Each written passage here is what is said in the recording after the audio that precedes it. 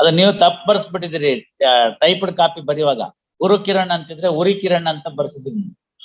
ಉರಿನೇ ಇರ್ಬೋದು ಅವ್ರು, ನಿಮ್ಗೇನೋ ನೋಡ್ಲಿಲ್ಲ ನೀವು. ನೋಡ್ರಿ, ಸರ್ಕಾರದ ದುಡ್ಡು ಮೋಸ ಆಗ್ತಾ ಇದೆ. ಗ್ರಾಮ ಪಂಚಾಯತಿಲಿ ₹1,00,00,000 ಬರುತ್ತೆ, ಗೊತ್ತಾಯ್ತಲ್ಲ. ಅಲ್ಲೆಲ್ಲೋ ಏನೋ ಮಾಡಿದೀವಿ ಅಂತ ಹೇಳ್ತಾರೆ. ಏನ್ ಮಾಡಿದಾರೋ ದೇವ್ರಿಗೆ ಗೊತ್ತು. ಚೆಕ್ ಡ್ಯಾಮ್ ಕಟ್ಟಿದ್ವಿ ಅಂತ, ಅದಕ್ಕೆಲ್ಲ ಇವ್ರದೆಲ್ಲ ಜಾಬ್ ಕಾರ್ಡ್ ತಗೊಂಡ್ ದುಡ್ಡು ಕೊಟ್ವಿ ಅಂತ. ಮುಂದಿನ ಸರ್ತಿಗೆ ತಿರ್ಗಾ ಚೆಕ್ ಡ್ಯಾಮ್ ಕಟ್ತೀವಿ ಅಂತಾರೆ. ಏನ್ರಿ ಆಯ್ತು ಅಂದ್ರೆ, ಹೋದ್ ಸರ್ತಿ ಪ್ರವಾಹ ಜಾಸ್ತಿ ಬಂದ್ ಚೆಕ್ ಡ್ಯಾಮ್ ಕಟ್ಕೊಂಡು ಹೊಟ್ಟೋಯ್ತು. ಹಳೆ ಕಲ್ಲು ಹೊಸ ಬಿಲ್ಲು ಆಯ್ತಲ್ಲ. ಏನ್ ಮಾಡಿದಿರಿ ಜಾಬ್ ಕಾರ್ಡ್ ಅಂದ್ರೆ? ನೀವು ಮನೆಗೆ ಎಂಟೈಟಲ್ಮೆಂಟ್ ಬೇಕಲ್ಲ, ಎಲ್ರಿಗೂ ಕೊಡೋದಿಲ್ಲ ಅದನ್ನ. ಆ ಗ್ರಾಮದಲ್ಲಿ 100 ದಿವಸಗಳ ಕಾಲ ಒಬ್ಬ ವ್ಯಕ್ತಿ ಸುಮ್ನೆ ನಿರುದ್ಯೋಗನಾಗಿರ್ಬಾರ್ದು. ಅವನು ಕಟಾವು ಗಿಟಾವು ಎಲ್ಲ ಮುಗ್ದೋಗ್ಬಿಟ್ಟಿರುತ್ತೆ. ಅವಾಗ ಕೂತ್ಕೊಂಡು ಅಲ್ಲಿ ಇಲ್ಲಿ ಮಾತಾಡಬಾರ್ದೆಲ್ಲ ಮಾತಾಡ್ಕೊಂಡು ರಷ್ಯಾದಲ್ಲಿ ಉಕ್ರೇನ್ ಯುದ್ಧ ನಿಲ್ಲಿಸ್ಬೇಕೋ ಬೇಡವೋ ಅಂತ ಇವರು ಆ ಪಂಚಾಯತಿ ಕಟ್ಟೆ ಮೇಲೆ ತೀರ್ಮಾನ ಮಾಡ್ತಾರೆ. ಅದು ಆಗ್ಬಾರ್ದು ಅಂತ ಕೆಲಸ ಕೊಡೋದು. ಜಾಬ್ ಕಾರ್ಡ್ ಅಂದ್ರೆ ಅದು.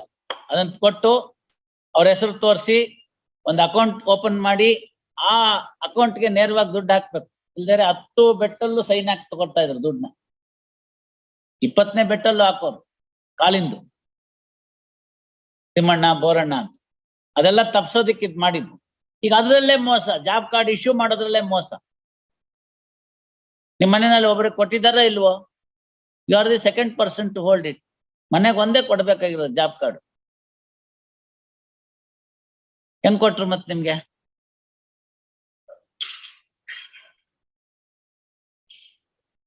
S, you got the point.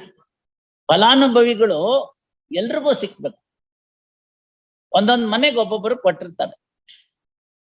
ಎಲ್ಲ ನಮ್ಗೆ ಇರ್ಲಿ ಅಂದ್ರೆ,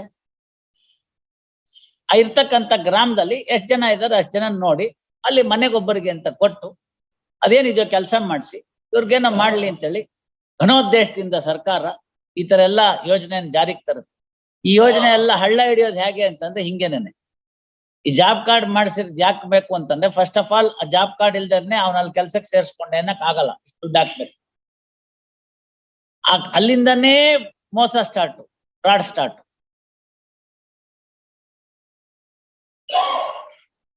What will happen in all such circumstances?